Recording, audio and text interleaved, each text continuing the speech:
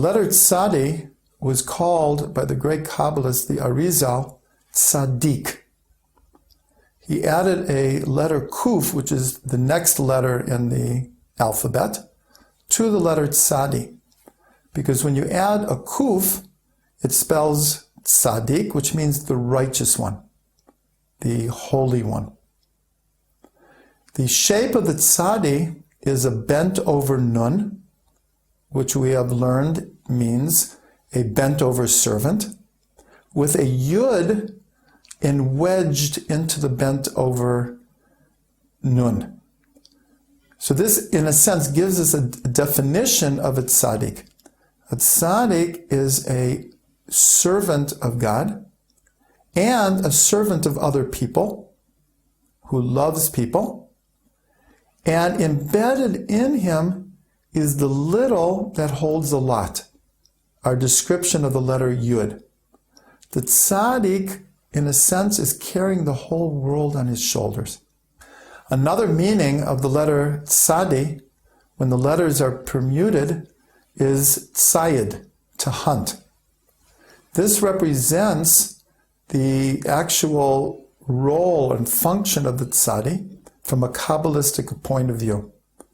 According to the Arizal, before this present world was created, a previous world, the light of creation flowed into the initial vessels and they broke.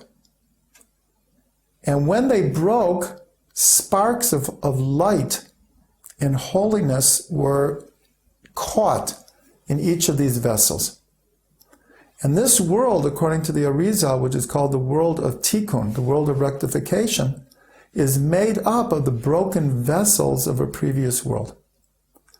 Our mission, and especially of the tzaddik, of the righteous one, is to hunt, to seek out, to find fallen sparks of holiness and to uplift them, to connect with them, to heal them, and to rectify them.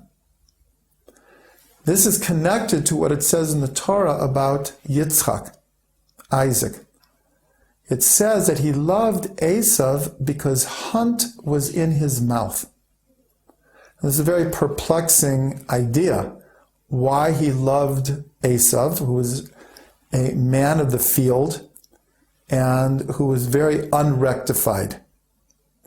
But Kabbalah tells us that Yitzchak saw in Esav tremendous potential, points of light and holiness that were surrounded by a coarse exterior.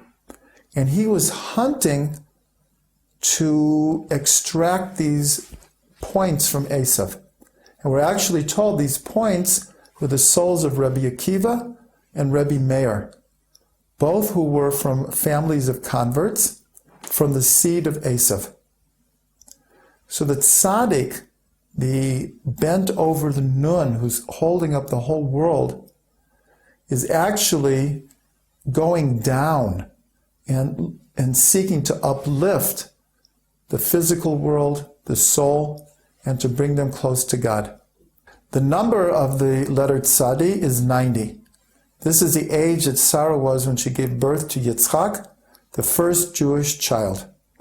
And a beautiful remez or hint is seen in the name of Yitzchak himself, which has a tzadi in it, telling us that in potential, every Jewish child is a future tzaddik.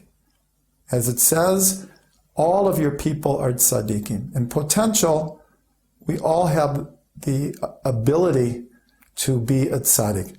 So in the name Yitzchak, the letter Yud, which equals 10, this represents the 10 tests of Abraham, one of the greatest being that he didn't have children.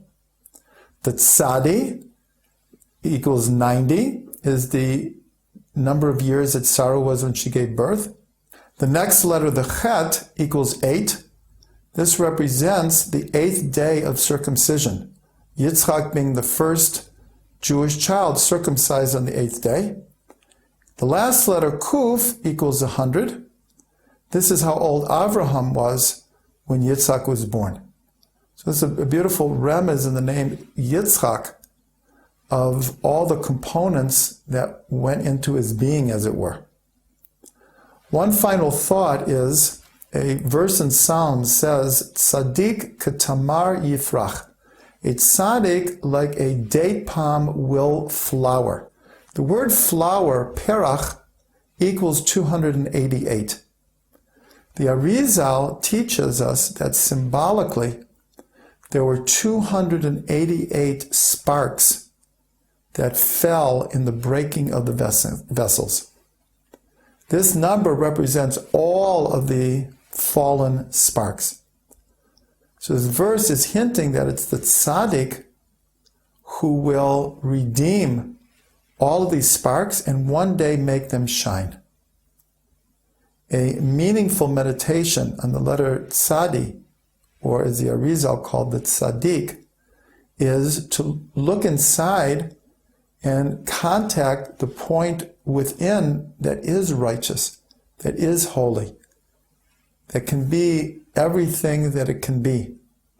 And to know, like the tzadi who is bent over and carrying the weight of the world, we have a job and a mission to bring healing and rectification and elevation to all of the worlds.